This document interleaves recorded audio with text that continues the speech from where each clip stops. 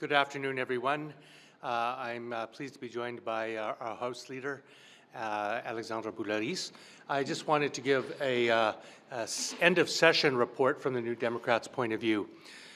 You know, it's been a month that Parliament's been resumed, and I think it's clear to all that the New Democrat caucus has punched very much above our weight. We introduced the very first private members bill. That's a bill to add mental health as an insured service under the Canada Health Act from Gord Johns. We introduced the very first private members motion from Heather McPherson to recognize Palestine as a state.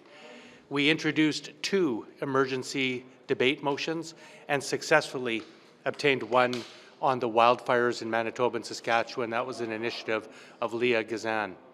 We amended the throne speech by adding Indigenous nations as a key partner in developing Canada's economy, and an initiative of Jenny Kwan. Mr. Boulerice defended the rights of labour and free collective bargaining in this country by standing up against the government's intervention in the Canada Post Cup W labour dispute, and I introduced motions that would protect people living with disabilities from being hurt by this government's income tax changes. In addition, the New Democrats have led the fight against 2 incredibly important pieces of legislation, Bill C2 and C5. I want to focus on C5 for a moment. New Democrats believe that we should be removing problematic interprovincial trade barriers, and we also believe that projects of national interest should be built, and they should be built quicker than they have been in the past.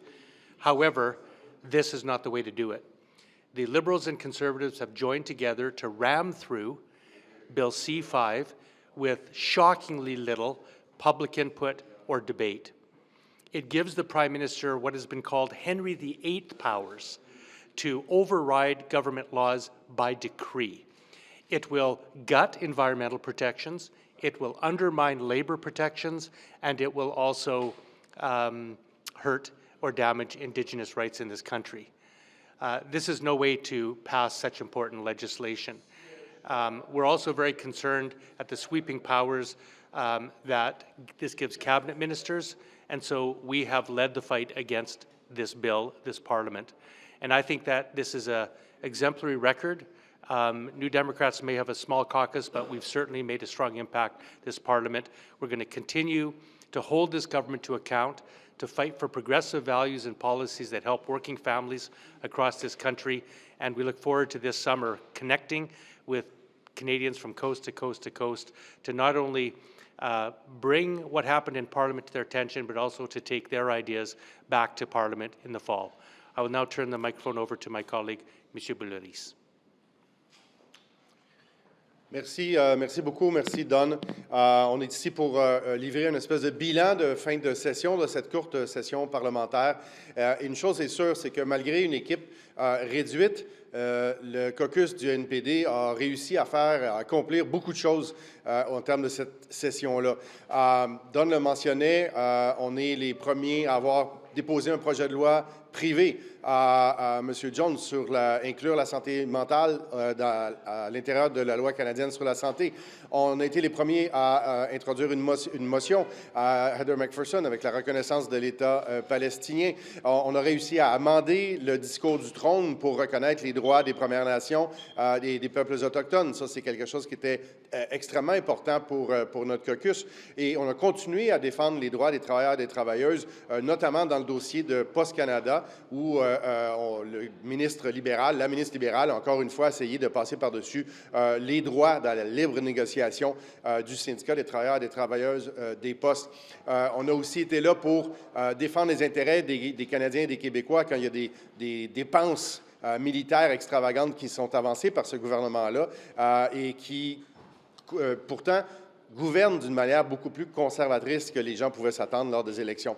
Dans la défense des droits des travailleurs et des travailleuses, ce n'est pas dans ce Parlement-ci, mais je dois quand même rappeler que c'est aujourd'hui que rentre en vigueur la loi anti-briseurs de grève que nous avons obtenue, le NPD, dans le dernier Parlement.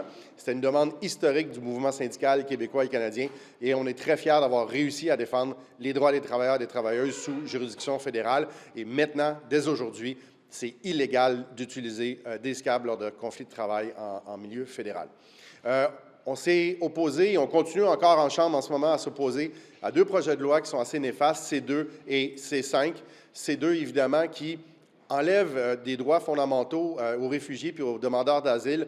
On a l'impression qu'on s'est inspiré de Donald Trump chez les libéraux pour changer les lois à nos frontières et ça nous préoccupe énormément, surtout dans un monde où il y a de plus en plus de personnes qui sont forcées à quitter leur lieu de domicile puis à devenir des réfugiés. Sur C5, évidemment, le NPD, on est pour créer des bons projets qui vont créer des bons emplois puis des bons emplois syndiqués. Mais encore faut-il le faire de la bonne façon. Il y a des projets qui mériteraient l'appui des gouvernements puis du gouvernement fédéral. Construction de logements sociaux, construction de logements abordables, rénover nos infrastructures pour faire face à la crise climatique puis être plus résilient, avoir davantage de transports en commun, de transports interurbains. Un TGV au Canada serait une très bonne idée. C'est le genre de projet qu'on voudrait voir se réaliser, se produire.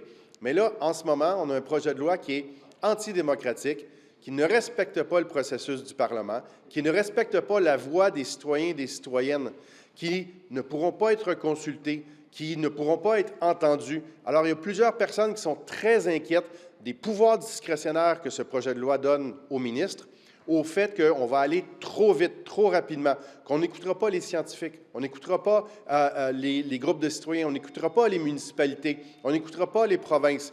Et en plus, on va piétiner, on va marcher sur les droits reconnus des Premières Nations. Ça pose un paquet de problèmes.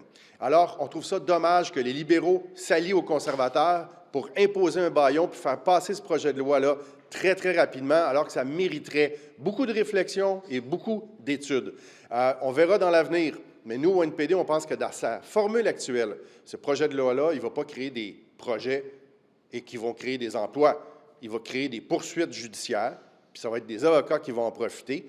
Nous, ce qu'on dit au NPD, c'est oui, on veut faire du développement, oui, on veut des nouveaux projets, mais faisons-le comme il faut pour qu'ils se réalisent et qu'on crée des bons emplois pour les gens qu'on représente. Ce projet de loi-là ne va pas réaliser ça, malheureusement, dans sa forme actuelle. Ça va créer juste des protestations et des contestations. C'est mal fait, c'est mal ficelé. Ils ont voulu aller trop vite, les libéraux de Mark Carney, et ça, on trouve ça dommage. Et comme disait le chef du NPD, Don Davies, on va passer l'été à sillonner le Québec puis le Canada, aller rencontrer les militants puis les militantes. On a tout un processus de post-mortem à faire après la dernière élection. On a une course à la chefferie à organiser. Alors, on va être très occupés à faire tout ça en continuant à se battre pour les progressistes de partout au pays. Et on se retrouve au mois de septembre lors de la rentrée parlementaire. Merci. Pas de questions. Any questions? Thank you very much. Scheer, what do you think got accomplished during this brief session of Parliament? I'd just point out that Mark Carney promised that he would cap spending at 2% in the throne speech, and then he broke that promise just minutes later, ballooning spending past 8%. Unfortunately, the Liberals decided to keep their ban on gas-powered vehicles. They voted against the Conservative motion to end the Liberal ban on gas and diesel-powered cars. They doubled down on their EV mandates, and so Conservatives are going to spend the summer listening to Canadians. We'll be coming back with concrete ideas to create jobs and investments in the fall. But you are supporting C5 this afternoon to vote, correct? We did some great work at committee to make sure that the Liberal attempts to circumvent laws like the Conflict of Interest and the Lobbying Act were stopped. They tried to give themselves powers to avoid that. We've seen what Liberals do even with existing conflicts of interest, lots of scandals where Liberals funneled money to insiders. So we did some great work at committee to build some protections around that. And how are you spending the summer, sir? Mr. Naqvi, what do you think got accomplished in this little brief Happy session? summer. Well, look, it's been really busy, right? Last 6 months has been go. We've had a prime minister announcing his resignation, election of a new leader for Liberal Party, then an election, and then a parliamentary session. So there's a lot that has gone on.